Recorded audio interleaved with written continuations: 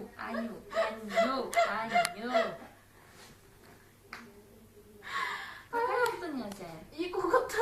Yaptın mı? Hı? Doldurdun ya. Bir tane temizlesin hadi. Ya temizledikten sonra herif daha uyur. Yürü. Temizlesin annesi yürü. Koş. Yat, yat. Bıraktım ben. Maymun. Ay. Kopanta. Lopta.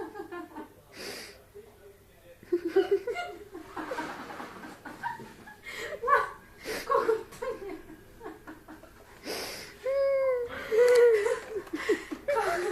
Kalk lan. Maymun. Şişko. Şişko. Nu nu nu nu. Anyu. Ay. Ay. Ay. Ne? Yat sen yat. Yat hadi yat. Yat. Ay yat.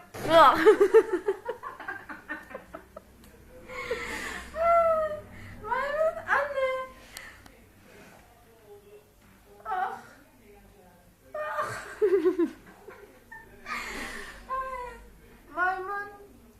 Şişko.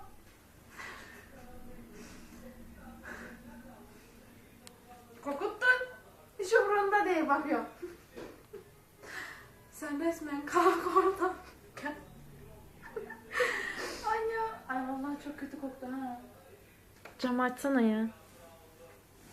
Hiç umurunda mı lan? Esniyor lan bir de. Buldum.